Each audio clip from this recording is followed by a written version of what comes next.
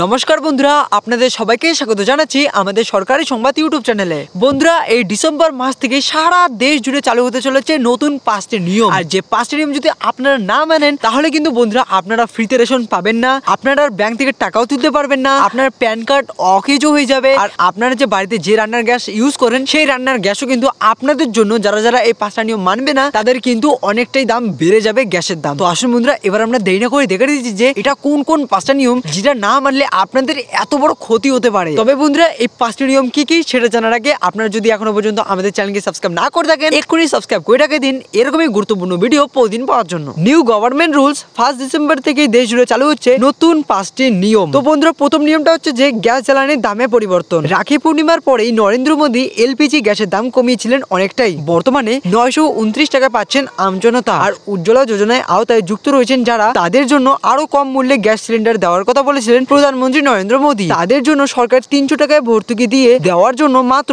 629 টাকা পেয়ে যাচ্ছেন রান্নার গ্যাস। এই দাম বৃদ্ধির ফলে অনেকটি আর্থিক সুবিধা পাচ্ছেন আমজনতা। রাখি পূর্ণিমার পরে আর গ্যাসের দাম বৃদ্ধি বা কমানো হয়নি, কিন্তু শোনা যাচ্ছে যে ডিসেম্বরে আরো কমতে পারে এলপিজি গ্যাসের সিলিন্ডারের দাম। তাই এই খবরটি আপনাদের জন্য খুবই খুশির হতে চলেছে। ফ্রিতে রেশন পরিষেবা। করোনাকালীন সময় থেকে বিনামূল্যে রেশন পরিষেবা দিতে শুরু করেছিলেন প্রধানমন্ত্রী নরেন্দ্র মোদী। এরপর পুজোর আগেই এই বিনামূল্যে রেশন পরিষেবা বন্ধ হয়ে যাওয়ার কথা উঠলেও পুজোর জন্য সাধারণ মানুষের কথা চিন্তা করে ডিসেম্বর অবধি বাড়িয়ে দেওয়া হয়। কিন্তু এখন নতুন করে জানা যাচ্ছে যে এই বছরে বিনামূল্যে রেশন পরিষেবা শেষ হচ্ছে না, আরো 5 বছর এই সুবিধা পাবেন যাদের গরিব কল্যাণ অন্ন যোজনার কার্ড রয়েছে। এর সাথে বন্ধুরা, টেট নিয়ে নতুন বার্তা। অনেক কিছু সমস্যা পেরিয়ে এবছর 10ই ডিসেম্বর টেট হতে চলেছে। যদিও আগে টেট পরীক্ষায় নিয়োগ নিয়ে এখনো মামলা শুনানি চলছে, তার মধ্যেই অনেক আশা নিয়ে অনেকেই এবছর টেট পরীক্ষা বসবেন। পরীক্ষায় যাতে কোনো রকম নিয়ম ত্রুটি না হয় তাই জন্য আগের বারের চেয়ে এবার আরো সতর্কমূলক ব্যবস্থা নিয়েছেন প্রাথমিক শিক্ষা পর্ষদ। প্যান কার্ড নিয়ে নতুন বার্তা। প্যান কার্ড হলো একটি গুরুত্বপূর্ণ নথি। ব্যাংকের কাজ বা অন্যান্য অফিসিয়াল কাজে এই কার্ড নিয়ে